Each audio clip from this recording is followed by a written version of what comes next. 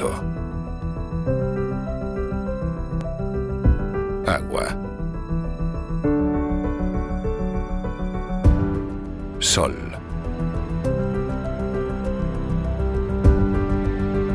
En la naturaleza existen muchas formas de energía. En un mundo cada vez más poblado, hace falta un cambio global. Por eso, una energía eléctrica limpia, generada a partir de fuentes renovables, es el futuro.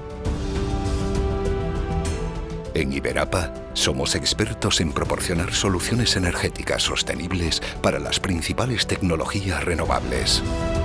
Desarrollamos, fabricamos y comercializamos equipos que ayudan a generar, transportar y distribuir esta energía para nuestro bienestar y el de las próximas generaciones.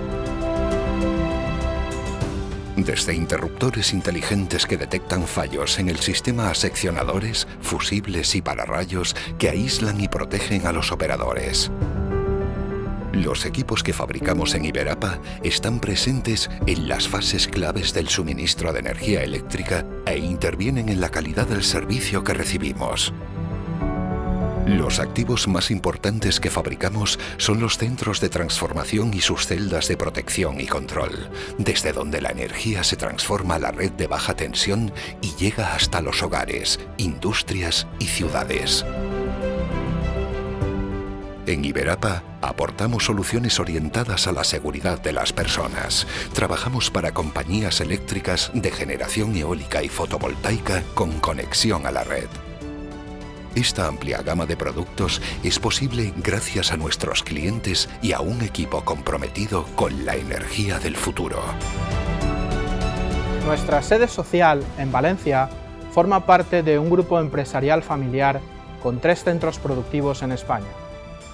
En nuestras instalaciones contamos con profesionales de alto valor estratégico, que imaginan, diseñan, desarrollan y suministran soluciones flexibles y a medida en colaboración junto a nuestros clientes y proveedores.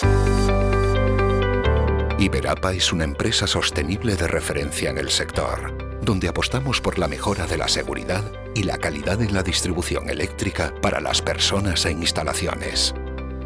Suministramos equipos y soluciones con tecnología propia para el desarrollo de nuevas fuentes de energía renovables y redes inteligentes. Todo ello con un objetivo: lograr un mundo mejor. Estamos comprometidos con el Pacto Mundial de Naciones Unidas, implicándonos en la lucha contra la corrupción, mejora del trabajo y la protección de los derechos humanos y el medio ambiente. En Iberapa cumplimos 50 años de trayectoria y crecimiento empresarial. Comenzamos a exportar en el año 83 y desde entonces nuestra visión nos ha permitido consolidarnos en los mercados mundiales con productos instalados en más de 40 países, representaciones comerciales por todo el mundo y delegaciones en India, Brasil y Argentina. Colaboración. Pasión. Tenacidad. Compromiso. Flexibilidad. Creatividad. En nuestra planta de producción disponemos de líneas automáticas de llenado de gas, con control de fugas, garantizado por nuestro sistema de detección de helio. Trabajamos con altos niveles de exigencia y en línea con nuestros objetivos de satisfacción y calidad total. En Iberapa disponemos de certificaciones acreditadas para nuestros sistemas de calidad, medio ambiente y prevención de riesgos laborales. Y además podemos garantizar la trazabilidad de todos nuestros productos. En nuestro laboratorio de alta tensión, calibrado por ENAC, se pueden realizar ensayos de tipo, de rutina y pruebas de aceptación presenciales. Además, colaboramos activamente con entidades certificadoras independientes y ensayamos y certificamos los equipos en los principales laboratorios europeos. Nuestra experiencia nos permite identificar y trabajar junto a nuestros clientes para solucionar muchos de los problemas que ocurren en las redes de energía eléctrica, mejorar los costes del sistema e incrementar la calidad y fiabilidad del suministro eléctrico. En Iberapa apostamos por el futuro y no dejamos de aumentar las inversiones en I+D. Con el apoyo de las principales entidades gubernamentales y tecnológicas españolas, desarrollamos proyectos e innovamos en iniciativas europeas como Protec o ERIA, pensando en las redes inteligentes y la movilidad eléctrica del mañana. En Iberapa crecemos como una nueva energía. Somos People and Power Solutions.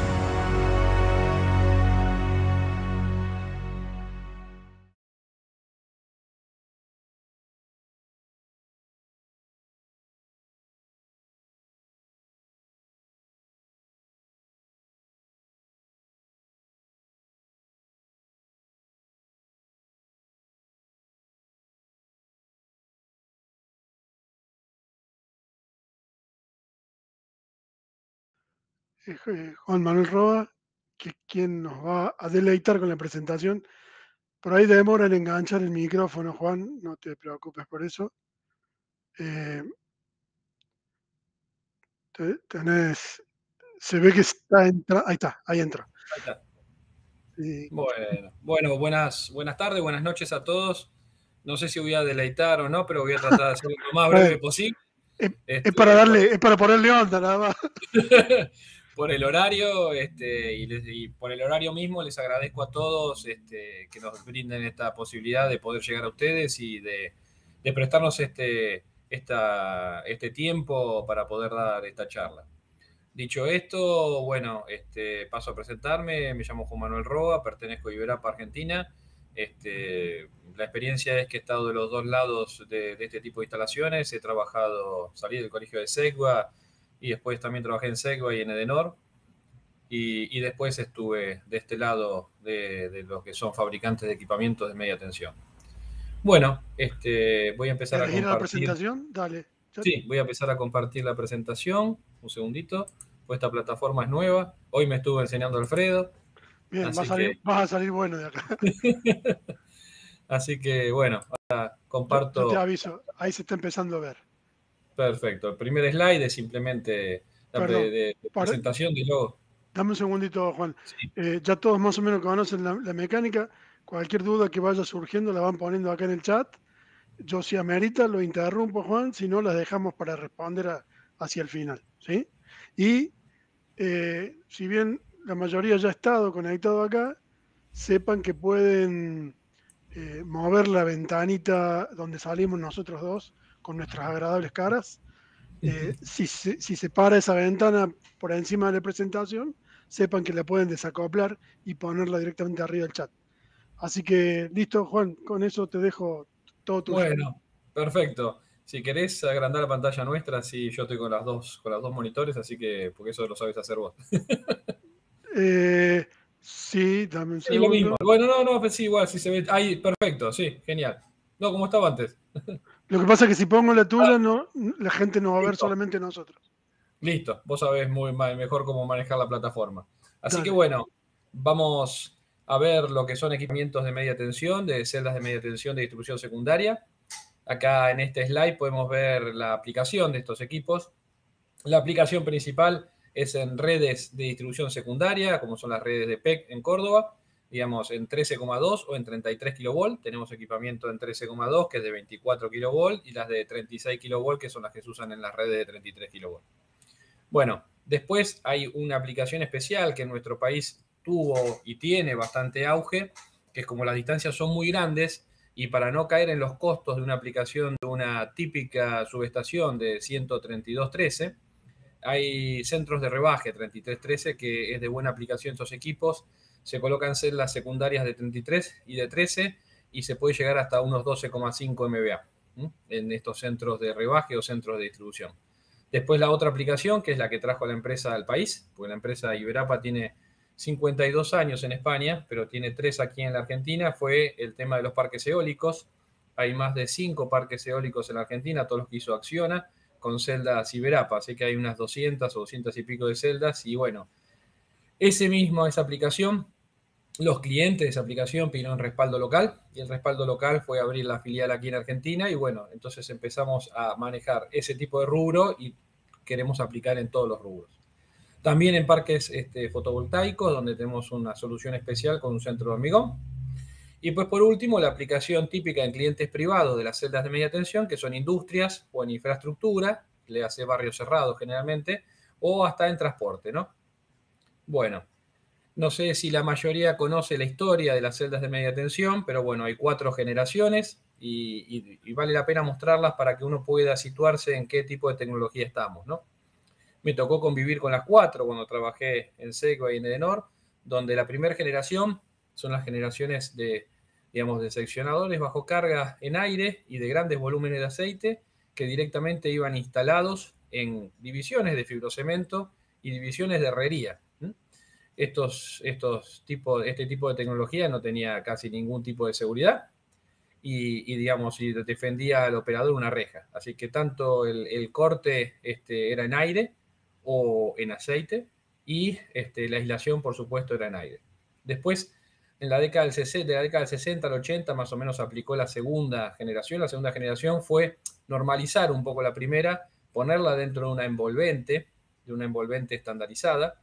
Y bueno, lo que pasaba era que el mismo seccionador que estaba antes afuera estaba dentro de esta envolvente, seccionadores bajo carga fusible, y en el caso de los interruptores automáticos, de los grandes volúmenes de aceite se pasó a los pequeños volúmenes de aceite, que son los que vemos acá en la foto, un pequeño volumen de aceite de operación transversal, ¿no?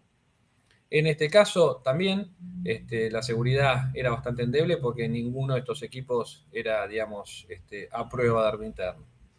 La tercera generación de celda de media tensión, que está muy extendida en nuestro país y se sigue comercializando, que son las celdas que tienen aislación en aire, o sea, las barras están en aire, los fusibles están en aire, el conexionado está en aire, pero el corte tanto en el seccionador como en el interruptor automático es en SF6.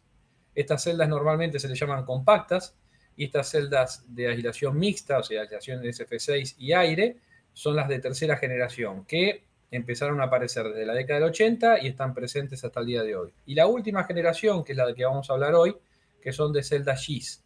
Esta celda GIS, en este caso, es toda la paramenta, toda la parte energizada de media tensión está dentro de una cuba de acero inoxidable y está en una unidad sellada. Todo en la atmósfera de SF6. Las barras están en SF6, el sistema de corte, sea un seccionador o las ampollas de vacío en un interruptor, están en SF6 y el conexionado está en SF6. Lo único que tiene una condición especial son los tubos portafusibles, que por supuesto para que entre un fusible HH están en aire, y el conexionado está dentro de esta cuba. Y estas celdas, a diferencia de las 3 generaciones anteriores, estas celdas son a prueba de arco interno. O sea, son celdas secundarias, de distribución secundaria, siempre estábamos hablando, o sea, hasta 630 amperes, tanto en 13 como en 33. Y en este tipo de tecnología, digamos, recién la 4ª generación es la que logró con este sistema GIS ser a prueba de arco interno, y también la particularidad de que también se pueden pedir con a prueba de arco interno en el canal de conexionado de cables. En el caso nuestro es por efectos. Bueno, ahora vamos a las particularidades de esta 4ª generación. Esta 4ª generación, como yo les dije, tiene un compartimiento que se ve acá de costado, que es todo de acero inoxidable y reforzado, tiene 2 milímetros de espesor, que contiene las barras, el seccionador en esta celda de seccionador bajo carga o de celda de línea, y el conexionado que está a esta altura más o menos. Eso, sí. Sí, solo secundarias son las celdas. Nosotros, o sea, si habla de Iberapa, nosotros tenemos celdas primarias del tipo Metal Clad hasta 17,5 kV. Si habla de tecnología GIS, hay tecnología GIS tanto en celdas secundarias como en celdas primarias. Celdas primarias en tecnología GIS son bastante más poco comunes porque en realidad su costo hace que en la mayoría de los proyectos sea prohibitivo, pero se vienen instalando también. Bien. No sé si con eso habré contestado la pregunta. Después, con respecto a las dimensiones son muy reducidas. No tanto en las celdas que voy a operar en 13,2, ¿no? La gran reducción de espacio con respecto a la generación anterior, hacia la tercera de generación, hacia las mixtas, estamos hablando que en las celdas de 33 hay gran reducción de espacio, o sea, más o menos es 3 veces menos en volumen, porque en 33 se nota mucho la aislación integral en SF6. Después, el tercer punto importante es que son insensibles al medio ambiente. Esto es muy importante porque no la van a afectar ni polvo, ni ningún tipo de roedor, ni niebla salina. En el caso nuestro, la cuba es de acero inoxidable, ni temas de humedad. Esto implica que el mantenimiento es mínimo, ¿Qué quiere decir? El mantenimiento solamente radica en hacer mantenimiento en el mando que está en esta parte frontal y superior. Lo demás es una unidad sellada de por vida. Después, la otra particularidad de esta tecnología de la cuarta generación es que al ser un equipo totalmente sellado, soporta inundaciones temporales del centro de transformación. ¿Qué quiere decir eso? Bueno, va a garantizar la continuidad de servicio y que la reposición de servicio ante cualquier falla de cualquier otra parte del transformador de la instalación va a ser mucho más rápido ponerlo en marcha de vuelta. Las tecnologías anteriores, para poder hacer esto, era bastante complicado. Había que traer una valija de tensión, probar el equipo, secar todo, limpiar todo con tricloro o con otro tipo de cosas. O sea, esto se puede poner en cuarta generación en servicio en muy poco tiempo, en 1 hora, y lo otro implicaba mínimo 1 día para poner el servicio de vuelta.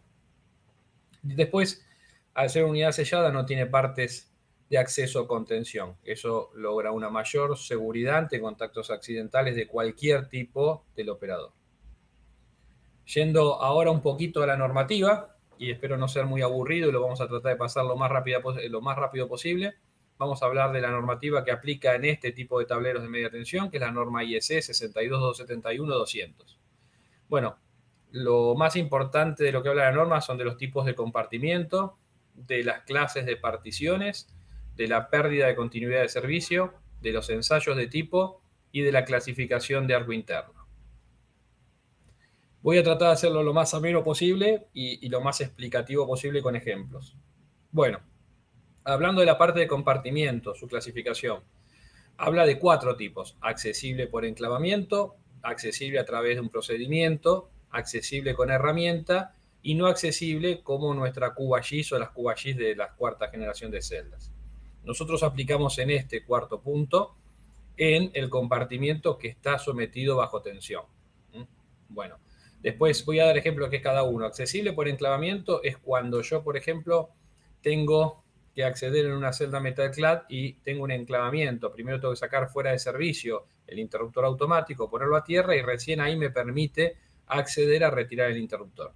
Nosotros también tenemos partes accesibles por enclavamiento. En la celda de fusibles, cuando quiero retirar o cambiar un fusible, está enclavado a que el equipo esté puesto a tierra. También tenemos el compartimiento de cables de esa forma. Si yo no puedo abrir la tapa y ese compartimiento es accesible por enclavamiento. Después, ¿qué es accesible por un procedimiento? Bueno, esto aplica mucho más a las celdas de las generaciones anteriores, donde la persona tenía que ser altamente calificada, la que hacía el trabajo, y cumplir con un procedimiento de la compañía eléctrica, de la cooperativa o de la empresa donde estaban instaladas las centros. Entonces eso quería decir que tendría que tener acceso solamente a persona autorizado, con una llave. Ese es el tipo de accesible a través de un procedimiento. Y accesible con herramienta, por ejemplo, puedo mencionar en el caso de nuestras celdas, la misma manija que sirve para operar la celda, en el otro extremo tiene el dispositivo para poder hacer girar y retirar el tubo portafusible. Entonces ahí estamos accediendo simplemente, si yo tengo la manija de accionamiento, que quiere decir que hice la operación anterior, me permite acceder al tubo portafusible. De otro caso sería imposible. Bueno, ahora hablando de las particiones son de 2 tipos: partición metálica y partición por aislación. ¿Qué es partición metálica? Bueno, la típica celda metalclad, donde yo tengo un compartimiento donde está el interruptor, otro compartimento superior donde está la parte de baja tensión, otro compartimento inferior que está el grado de conexionado y el tema de transformadores de intensidad y de corriente, de intensidad y de tensión, y otro compartimento más que es el de barras. En ese caso tenemos partición metálica. Y partición por aislación la tenemos en este tipo de celdas, donde la partición de barras, elemento de maniobra, elemento de protección, está hecho a través de una atmósfera especial. Pérdida de continuidad de servicio, los niveles de mantenimiento de las celdas. Bueno, hay 4 niveles. El LSC, que es pérdida total de la continuidad, LSC1, LSC2A y LSC2B. En el caso, perdón, tenemos 3, este es el título, perdón, porque acá está mal explicado en la filmina. Bueno, el LSC1, yo necesito sacar fuera de servicio totalmente toda la celda para poder acceder a cualquier parte de la celda. En ese caso, las 3 generaciones anteriores de celdas secundarias aplican en esa categoría. Después, el LSC2A, compartimentada, estamos hablando en una celda como la que trata este curso. O sea, yo puedo acceder al mando, por ejemplo, lubricarlo y hasta con personal calificado poder hasta intercambiarlo y no sacar fuera de servicio la celda de media tensión, el seccionador o el interruptor automático. Y después el último punto, que son las de mayor flexibilidad para la continuidad de servicio, que es una celda del tipo Metalclad, que es LSC2B, donde yo puedo acceder a diferentes partes, a los 4 compartimientos, con diferentes procedimientos y quizás sin sacar fuera de servicio la alimentación de los clientes. No sé si hay alguna pregunta, porque esto es bastante complejo y quizás un poco aburrido. Alfredo, ¿hay alguna pregunta? Bueno, parece que no. Seguimos el slide que sigue. Bueno, acá vamos a hablar de quizás la parte más interesante normativa de estos equipos, que es la clasificación de arco interno. La clasificación de arco interno del equipo que estamos viendo en el presente curso es AFL 20 kA 1 segundo. ¿Qué quiere decir esto? Bueno, el caso de la A lo vemos detallado acá, que es el acceso del personal. A es personal autorizado, B es irrestricto, C es no accesible. Siempre quien va a maniobrar uno de estos equipos va a ser personal autorizado o personal calificado, ¿no? Bueno, el caso de la F y L es la accesibilidad. Entonces ahí tenemos, en nuestro equipo tiene accesibilidad frontal y accesibilidad lateral. La posterior o trasera no, porque normalmente estos equipos se instalan contra la pared, pero dejando un espacio mínimo de 10 a 15 centímetros. Eso es lo voy a explicar un poquito más adelante, lo van a ver en el tema de arco interno. Después, lo que van a ver es, después lo que vemos acá es la magnitud del corriente cortocircuito, que es 20 kA.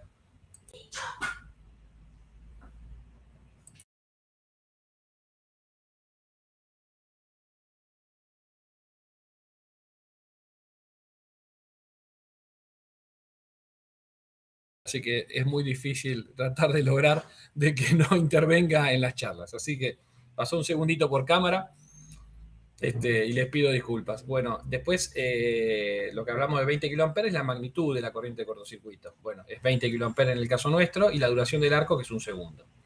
Quizás muchos de los que me están escuchando saben cómo es el ensayo de arco interno, pero bueno, para los que no saben, paso a explicarlo un poquito, ¿no? A ver,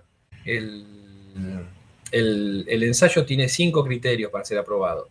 Que las puertas del equipo... Bueno, te voy a explicar primero cómo es el ensayo. El ensayo se coloca a la celda de media tensión y un contenedor alrededor que en su superficie tiene una tela de un gramaje muy especial que simula la piel humana y que ante el menor contacto con temperatura esa tela se degrada y simularía que la persona sufre quemaduras.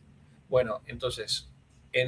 acá dentro de la celda, acá dentro de la cuba, que es una unidad, como decía, sellada y no se puede ver, tiene cortada su parte posterior, se cortocircuita las barras de media tensión con un conductor de 5 milímetros y después se le aplica energía con la limitante de 20 kA, digamos, ¿no?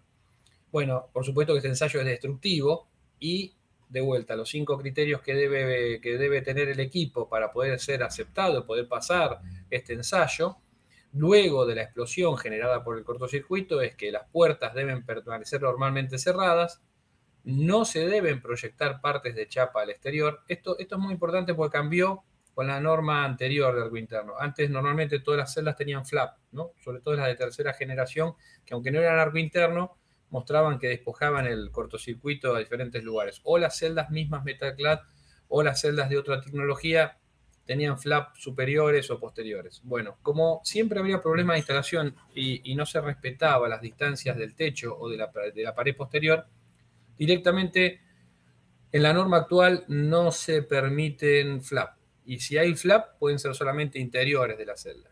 O sea, no proyectan hacia afuera, solamente va a ser una membrana, como les puedo mostrar en el caso nuestro, que la membrana ante el cortocircuito que se rompe es esta membrana que está acá, porque todas las paredes son de 2 milímetros de espesor y esto es una chapa mucho más fina. Y adentro, internamente, en el canal de cables tiene un flap, pero que despeja internamente y que no es proyectado hacia el exterior. Bueno, el tercer punto que debe cumplir es que no deben producirse, por supuesto, huecos o aberturas en la celda en sí.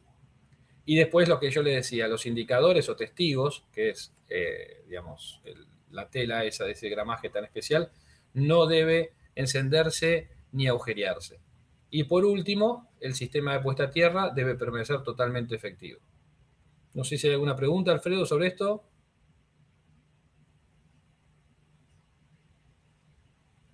A ver. Bueno, creo que por lo menos no. No sé si, Alfredo, ¿vos tenés alguna pregunta?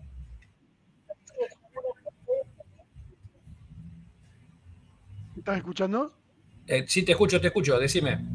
Ah, bien. No, te decía que hay una marcada, pero bueno, te la hago Decime. ahora, mira. Espera, a ver si la ves ahí. ¿La lees vos directamente? No es para que interrumpas ahora. Cuando me refería a celdas primarias, es si tienen celdas de 500, 750 MVA y de corriente hasta 3500 amperes. Nosotros tenemos celdas hasta 2500 amperes y 17,5 kV del tipo Metal Clad. Hasta ahí es, digamos, es el equipamiento nuestro. Espero con eso haber contestado la pregunta. Bien. Bueno, pasando a la segunda parte del ensayo de arco interno, normalmente los equipos GIS pueden tener como opcional también tener arco interno no solamente en la parte interna del tablero, o sea, barras, seccionador y elementos de protección, sino también en la parte de ingreso de cables y en el compartimiento de ingreso de cables lo pueden tener como optativo. En el caso nuestro, el equipo base es ya a prueba de arco interno también en el compartimiento de cables, porque entendemos que en compartimiento de cables, que es donde van los terminales, los conectores terminales, es un elemento donde hay mucha intervención humana y puede haber errores. Y de hecho, uno que estuvo en este mercado mucho tiempo lo hemos visto, y yo he visto volar la tapa del frente de la celda, o sea, esta tapa que está acá, en gris. Cuando no es a prueba de arco interno, lo he visto volar de una vereda a la otra en una cámara que estaba con la puerta abierta. Entonces, el equipo nuestro es blindado en ese lugar. Acá van a ver un flap, pero es interno y despeja hacia el canal de evacuación de gases que está en la parte posterior y es en el mismo donde sale el resto de la celda. La pared lateral reforzada, la otra pared reforzada. La puerta tiene muchísimos puntos de sujeción y también la solapa inferior. Así que estamos hablando de que la tapa reforzada, también el fusible mecánico posterior ante el interno y las paredes laterales reforzadas. Entonces, también en el compartimiento de cables, el equipo es a prueba de arco interno. Si no fuera web esto y fuéramos con nuestra camioneta de demostración, ustedes verían que esta puerta pesa lo mismo que celdas de otras marcas, la puerta sola. O sea, nuestra celda es bastante pesada. De hecho, cuando hacemos algún tipo de entrega de tableros, no podemos mandar más de 2 celdas en un pallet, porque si no se vuelve un poquito inmanejable. Entonces, todo esto se ha logrado a nivel blindaje y a nivel tener mayor cantidad de material. Bueno, otra particularidad que yo les había anticipado un poquito de este tipo de equipamiento es que estos equipos pueden resistir inundaciones. No quiere decir que sean sumergibles, no es un submarino, pero ante una ocasión, una ocasional inundación del centro de transformación, sobre todo cuando son centros de transformación subterráneos, los equipos ante esas inundaciones temporales son inmunes. Pero por supuesto hay un ensayo, y este ensayo que nosotros cumplimos es el ensayo de resistencia a inundaciones temporales, que es la recomendación UNESA 6407B. Bueno, en el apartado 12.6 se realiza para comprobar el funcionamiento de una celda de media tensión en caso de inundación del centro de transformación.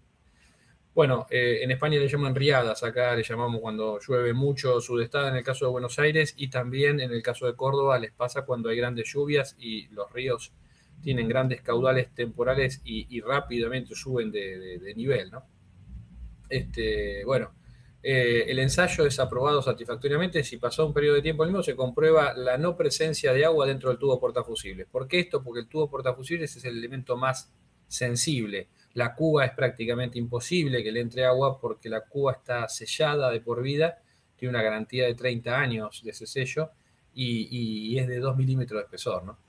Entonces, a ver, el punto más difícil es el tema de que los fusibles, como los fusibles tienen manipulación desde el exterior, la tapa cierra a presión girando, es el punto más sensible donde podría llegar a entrar agua. Bueno, el ensayo se hace de una forma bastante sencilla. O sea, la celda se mete dentro de una pecera, para decirlo de alguna forma, se cubre de agua hasta la parte superior, la presión relativa que va a sufrir el equipo es de 0,3 bar, los cables ya estaban previamente conectados y a las celdas de 24, que son las que nosotros usamos en 13, les dan una tensión inicial, una tensión a frecuencia industrial, como se llama en el ensayo siempre, de 1 minuto de 50 kV y a las de 36 se le da 70 kV. Luego de ese minuto vuelven a tensión nominal, o sea 24 y 36, y se las deja durante 24 horas. Bueno, ¿y es un éxito el ensayo? Sí. Por supuesto, el equipo no sacó fuera de servicio la valija de tensión que la está alimentando, y si por otra parte no entró agua en el tubo portafusibles. No sé si hay alguna pregunta, Alfredo. Bueno, ahora vemos un poquito el interior de la cuba, lo que no podemos ver porque, digamos, como ya dije varias veces, es una unidad sellada. Acá a una de estas le han cortado la parte posterior y podemos ver una celda de protección fusible, como es internamente. La parte superior tiene las barras. Acá vemos el seccionador rotativo de 3 posiciones. Es transparente la cubierta porque también tenemos el opcional de poder tener, digamos, todavía donde hay gente que solicita el corte visible, con un sistema de iluminación interior y espejos pueden ver los 3 polos. Vemos el barriado, las barras que van a los fusibles. Estos son los tubos donde van alojados los fusibles HH vistos desde adentro. Y después vemos el conexionado final a donde van los terminales conectores del tipo elastomérico. Por último, acá se ve claramente el fusible mecánico que actúa ante el arco interno dentro del equipo. Bueno, ahora vemos la parte de conexionado entre celdas. Muchos de ustedes lo deben conocer porque este conexionado se ha vuelto universal entre las celdas GIS, donde este sistema de interconexión es totalmente apantallado, trabaja por ley de Foucault. A mayor corriente va a ajustar más los dedos internos que tiene dentro de del mismo conector. Y hay de 2 tipos, el que permite la conexión entre 2 celdas y el que permite, digamos, armar el conjunto final de barras.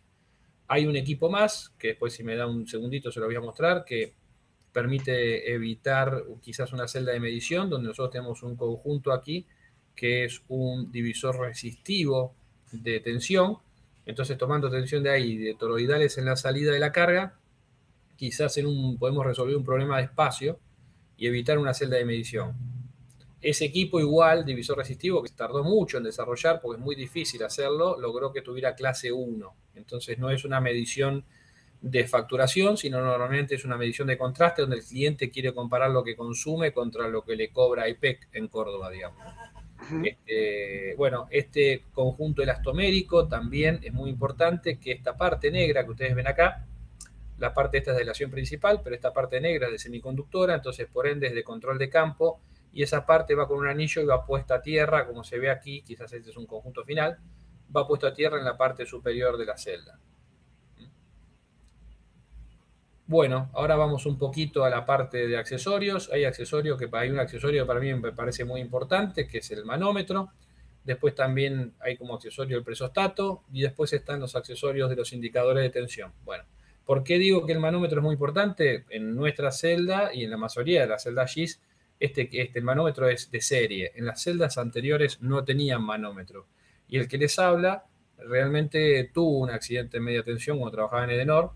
Y les explico que me habría salvado el manómetro, pero sin el manómetro es imposible evitar un accidente. O sea, el accidente fue el tal que fui a una cámara subterránea, que es la que alimenta el supermercado Coto, que está a metros de la Quinta Presidencial, está sobre la avenida Maipú y la calle Irigoyen.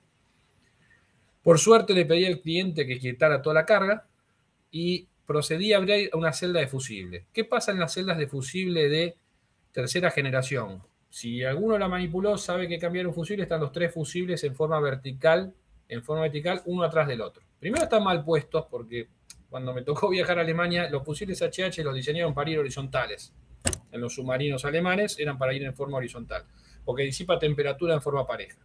Entonces calientan más en la parte de arriba. Por eso se derratean, por eso nuestras celdas quizás usan un escalón más abajo en corriente para el mismo transformador.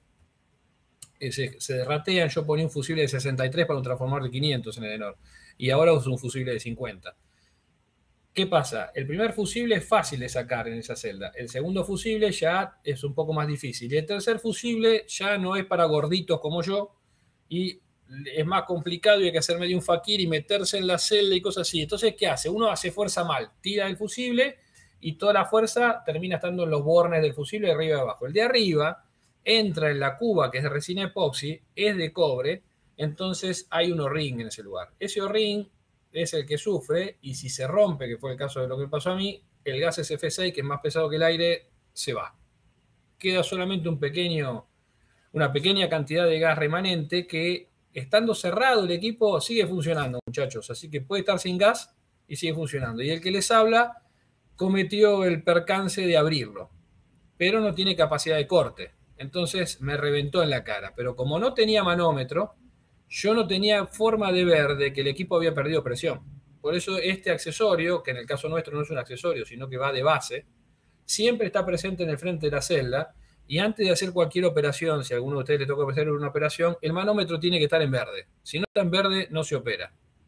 Entonces, por eso este accesorio hago tanto hincapié en mostrarlo, porque es muy importante, porque en las celdas de tercera generación no tienen manómetro y no pueden saber si se perdió el gas. Porque si el equipo está cerrado, con el gas remanente sigue funcionando. A presión ambiental sigue funcionando. Lo que no tiene es capacidad de corte. Y les va a reventar en la cara. Yo todavía tengo, porque tenía la pechera de Kevlar digamos, y la visera, porque era un loco de la seguridad, todavía tengo las pequeñas gotas de cobre en estado plasma que me traspasó la pechera de Kevlar. Por hacer eso. Entonces, aparte de que me quedé ciego un par de minutos y sordo también un par de minutos después de la explosión, y por suerte nos tiramos al piso. Pero bueno, esto, que parece una tontería, el manómetro es importantísimo.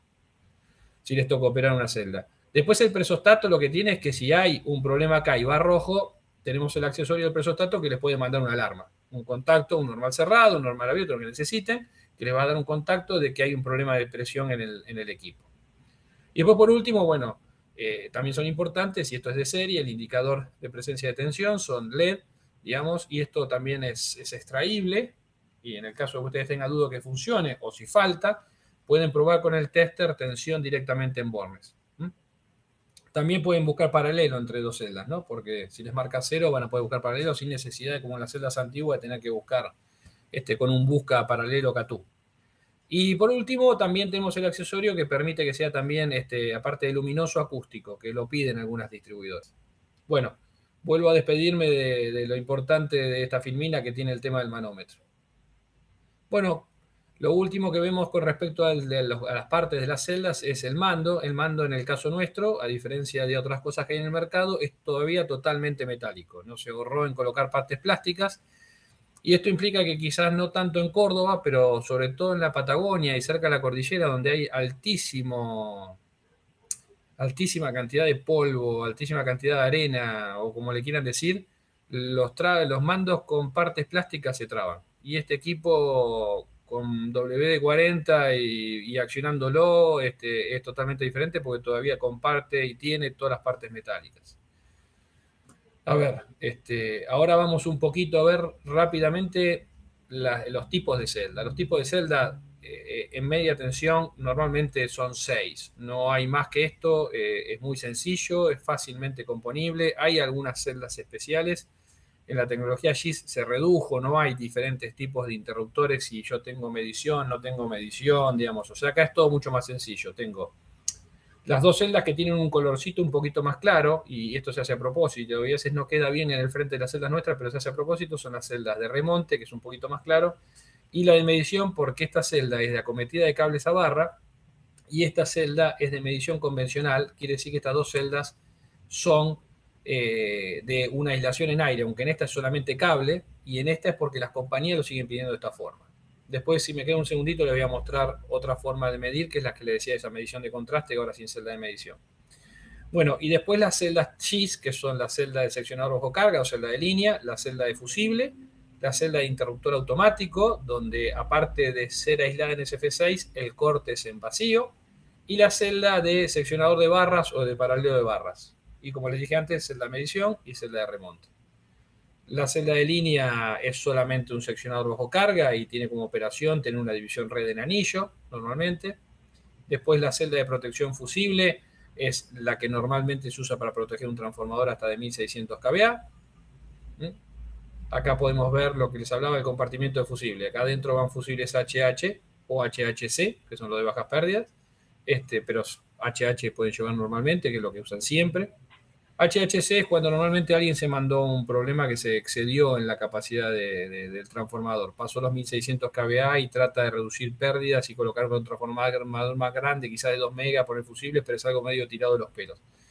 Bueno, los compartimientos de los fusibles con la otra parte de la manija se insertan en estos 4 agujeritos, se gira primero hacia un lado, se retira un poquito la cabeza del fusible para que salga si hay sobrepresión. ¿Por qué puede haber sobrepresión? Si hay un fusible malo, uno de estos fusibles HH, si son normalmente de buena calidad no pasa absolutamente nada, pero hay fusibles malos en el mercado, de origen chino, pero de categoría 5, o sea, de calidad 5. Hay calidades, si uno compra un fusible chino de calidad 1, prácticamente cuesta lo mismo que un fusible europeo, y tiene una calidad excelente. Ahora hay fusibles de calidad 5 que cuestan 1/3 de lo que cuesta un fusible europeo y esos son los que provocan estos problemas. O sea, calientan muchísimo, se desclasifican y como esto es un compartimiento totalmente cerrado, empieza a aumentar la presión.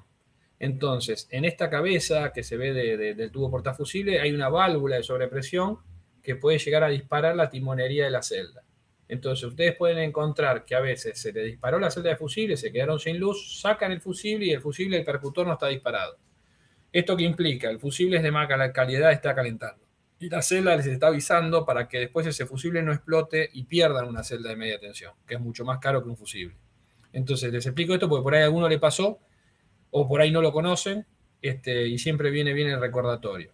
Y después, como les decía, para poder sacar el tubo portafusible, primero van a girar en un sentido, va a salir quizás esa sobrepresión que puede llegar a tener, y para que no le salga disparado hay una traba. Esta traba metálica, esta traba que está aquí en negro es la traba que sirve para esa función.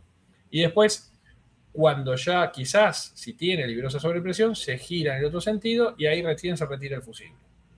Siempre háganlo con guantes porque uno nunca sabe si un fusible está en sobretemperatura o no, ¿no? Así que bueno, lo bueno de todas las celdas nuestras, ¿por qué el interruptor trabaja en... Hay una pregunta, ¿no? ¿Por qué el interruptor trabaja en vacío y no en SF6? Bueno, Juan José, es una muy buena pregunta. La verdad que yo lo pasé por alto y no lo expliqué. En principio, los interruptores en la tercera generación empezaron a ser de SF6. Pero el interruptor en SF6, si tiene alta cantidad de maniobras, como pasa en una distribuidora, y te digo cuál fue el caso, porque el caso testigo fue la subestación Edison de Edenor en Martínez. Es una subestación muy grande, hay 2 trafos de 120 MVA, así que imagínate lo que es la subestación. Y hay muchísimas celdas de media tensión del tipo primarias. Ahí pusieron interruptores en SF6.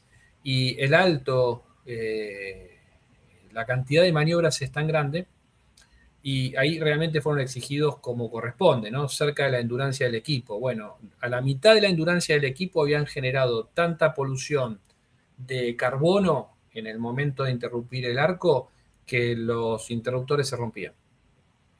Y ahí no se usaba todavía vacío porque el vacío siempre tuvo el problema de sobretensión. Es tan bueno el corte que hace que vos en bornes tenías sobretensión. Ahora, la tecnología de vacío evolucionó, no necesitó más descargadores externos y se solucionó con un secreto. Primero fue un secreto y después ya lo supo todo el mundo, que es las superficies de los contactos valga la redundancia, del contactor de vacío o de la ampolla de vacío son totalmente irregulares. Entonces hay pequeños delta B que en el momento de abrir lo que benefician es que, aunque es una superficie que quizás tendría problemas, mejor beneficia el tema de apagar el arco mucho más rápidamente y no tener sobretensión. Entonces la tecnología de vacío es superior y no genera ningún tipo de polución y tiene una endurancia mucho mayor que los equipos en SF6 actuando como interruptor, ¿no? A ver, hay una pregunta más. ¿Cómo se restituye el SF6 en estas celdas si se baja la presión? Bueno, hay un equipo, nosotros lo tenemos, digamos, o sea, dentro del manómetro hay un pequeño una pequeña válvula como de bicicleta, para decirlo de una forma, de cosas así, y ahí se recarga el gas. Es un equipo parecido a lo que sería la recarga de gas de un aire acondicionado. Así que es muy parecido. Así que de esa forma se recarga el gas. Normalmente no sucede, porque tiene una garantía, digamos, tiene una garantía por mucho tiempo, por 30 años, ¿no? Pero si en el caso que ocurra, se puede llegar a solucionar. Bueno, viendo el tema de la celda de fusible, bueno, verán que los bornes son más chiquitos. Estos bornes, a diferencia de la celda de seccionador bajo carga, son de 250 amperes. Porque no implica tener más carga dentro de un transformador de 1600 kVA, ¿no? Y normalmente el resto de las celdas son de 630 amperes. Lo que quiere decir que los terminales hay de dos tipos, de 250 y de 630. Ahora al final vemos un poquito del tema de terminales. Y por ahí, si ahí tienen alguna pregunta sobre terminales, también la puedo llegar a contestar. Bueno, volviendo a la presentación, esta es la celda de remonte, que es una envolvente, que solamente en el caso nuestro, a diferencia de la tercera generación, no hay tensión, porque sube el cable totalmente aislado y el conector, el terminal conector, es totalmente apantallado y también es totalmente aislado. O sea que en esta celda, por más que ingrese lo que ingrese, no pasa nada porque hay cero potencial. Y esta es la celda de seccionador de barras, que lo único que implica es que el seccionador rotativo, en vez de estar interrumpiendo entre barras y la salida de un cable, está interrumpiendo la continuidad de la barra. La celda de medición no amerita mayor detalle, es donde van alojados los transformadores de tensión y de corriente que solicita la compañía, que solicita la distribuidora, la cooperativa, para efectuar su medición de tarifa 3 MT. Bueno, y el interruptor automático, que es lo que estábamos hablando recién un poquito, bueno, aquí en la parte superior está el cajón de donde están los botones de operación. Esta parte griseada es donde va la protección que desea el cliente. Por defecto nosotros colocamos protecciones General Electric, que son Fanox, que tiene características, digamos, de protección normales, 50, 51N, o sea, y algunas más, que ahora lo vemos un poquito más.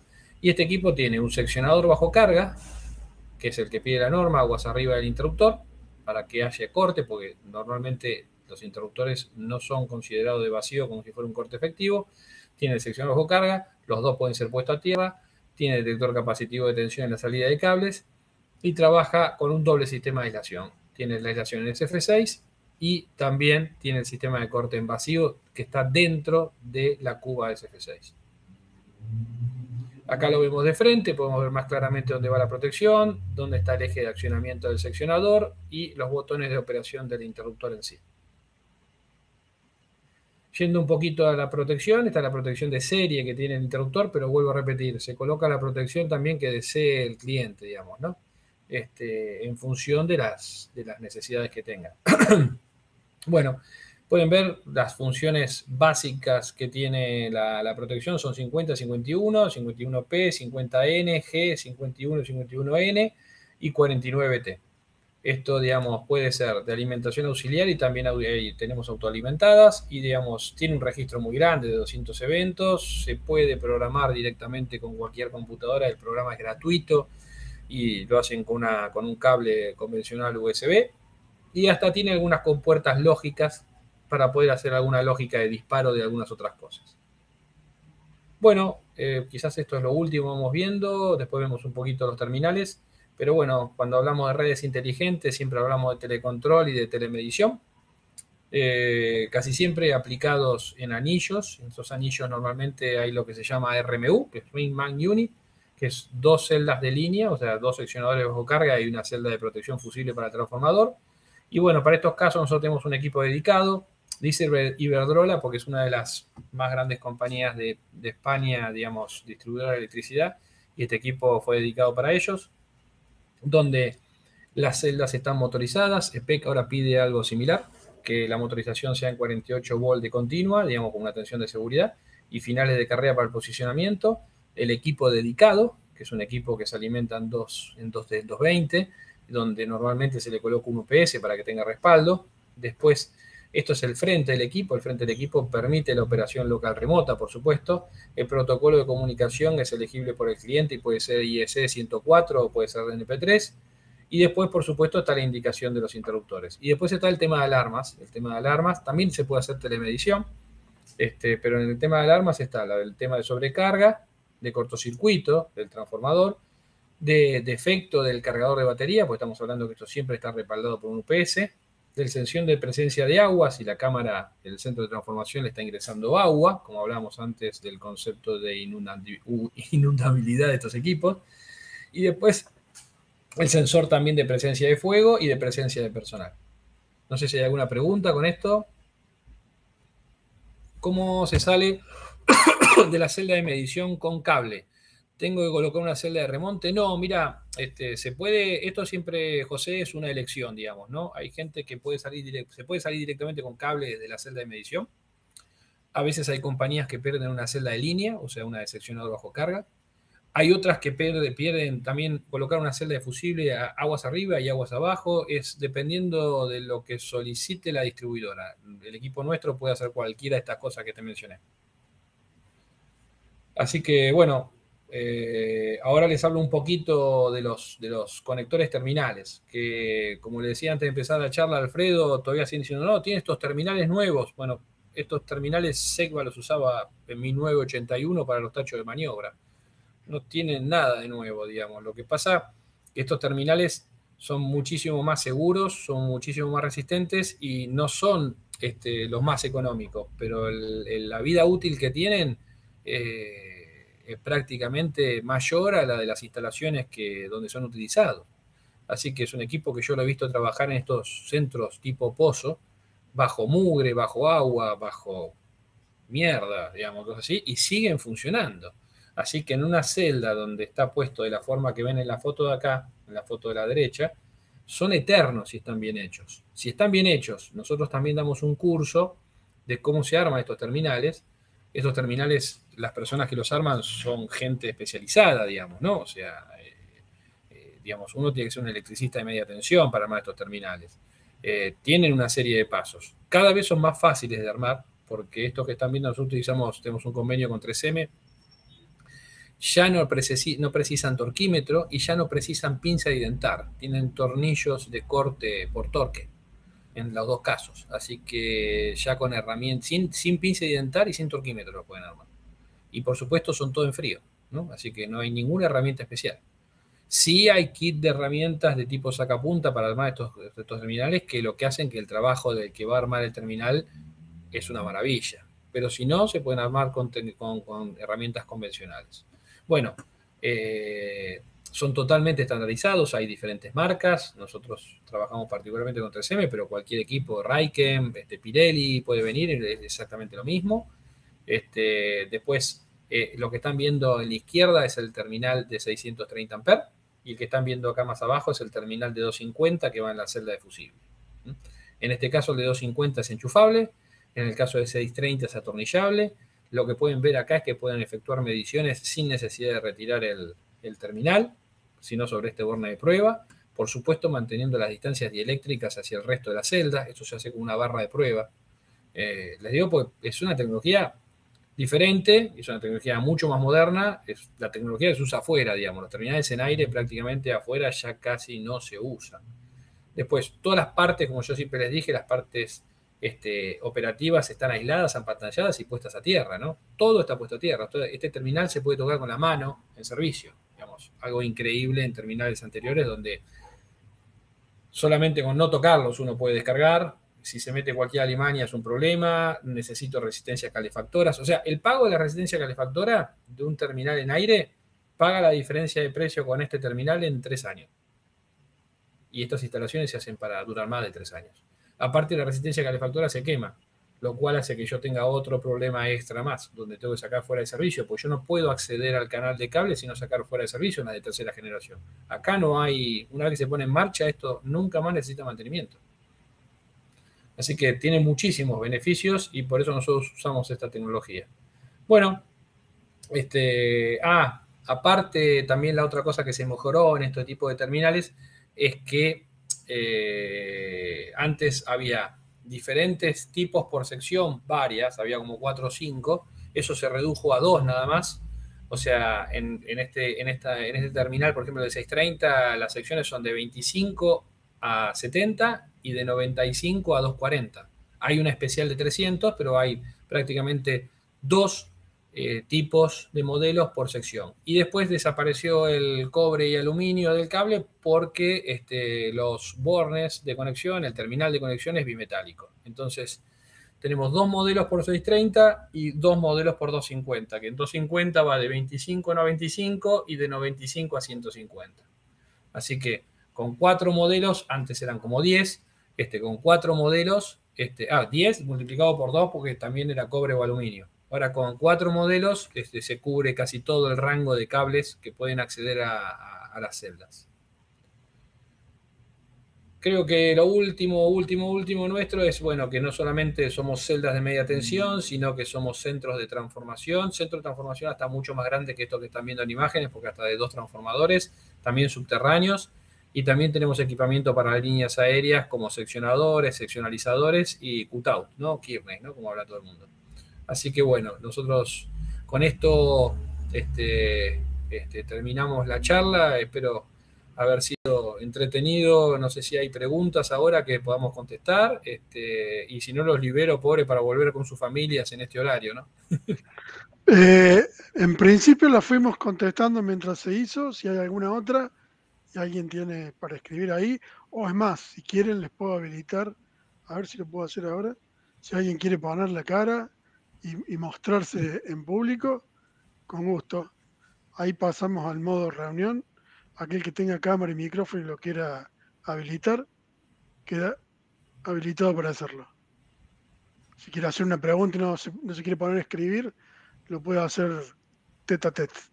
A ver, yo veo algunas preguntas acá que dice, ¿herramientas para extraer la capa semiconductora? Sí, nosotros tenemos un kit de herramientas que es de 3M en realidad, que es un sacapunta, digamos, como si fuera una terrasca, y sirve para sacar la capa semiconductora, que es la más difícil que cuando el cable es viejo. Cuando el cable es viejo y hace frío, lo cual lo hace peor todavía, uno quiere sacar lo más complicado de hacer este tipo de limadura de terminales es sacar la semiconductora que envuelve la aislación principal, la que es más blanca. Sacar la semiconductora ahí es lo que más se complica, y uno termina quizás rompiendo la aislación principal y tiene que volver a cortar el cable y empezar de vuelta. Así que sí hay herramienta para eso. El que me dice también los tengo en Fister, los terminales. Ese fui yo. No, en Fister por supuesto que hay terminales de este tipo. Por eso yo decía, nosotros usamos esto, pero hay muchas más. Sí, ese fue un chivo mío, nada más. Me parece bien y de vuelta te agradezco la posibilidad de poder dar esta charla. No sé si hay alguna pregunta más, y si no, los libero para que vuelvan. En todo caso, si te parece bien, podemos dejar el compromiso para una próxima, para ver más sobre el tema elementos para tendido aéreo de líneas. Sí, tenemos otras presentaciones para eso, sobre todo el seccionador o seccionalizador, que logramos encontrar el punto de equilibrio más conveniente para los clientes, que es el equipo motorizado, pero el cajón de control normalmente lo hacen integradores del lugar, del interior, ¿no? Yo creo que ese era un punto interesante, por lo menos comentarlo, el hecho de que podés hacer una red, digamos, inteligente con un costo bastante más accesible a lo convencional, ¿no? Sí, a eso también le sumamos unos rastros de comunicación celular. Entonces son económicos y permiten aislar la falla, dejar a la gente con luz y mandar la guardia al lugar exacto del problema. Sobre todo en el interior es algo que si no genera mucho más tiempo y mucho más recursos. Bien. Bueno, se ve que están tímidos los muchachos para ponerle cara, así que... No hay problema, si no el horario ya se quieren volver a casa, o están en casa pero ya quieren volver con la familia, así que... Ahí están preguntando Sebastián Terreno si hay celdas en aire también. No, ya, digamos, nosotros solamente en España queda un remanente de celdas mixtas, porque abasteció el mercado los últimos 50 años la empresa, entonces tiene que darle respaldo a sus celdas mixtas, pero lo actual es utilizar celdas. Bien. Bueno, gente, si hay alguna consulta, después me la pueden pasar por mail, yo se la traslado a Juan. Si no, ya los dejamos liberados. Estamos justo Bueno. en una hora reloj, así que has andado bien con el cronómetro. Bueno, gracias Alfredo y gracias a todos por haber participado. Al contrario, gracias a vos por tu tiempo y te comprometemos para un próximo. Bueno, listo entonces. Les agradezco Dale. mucho. Muchas gracias. Abrazo grande, buenas noches. Chau.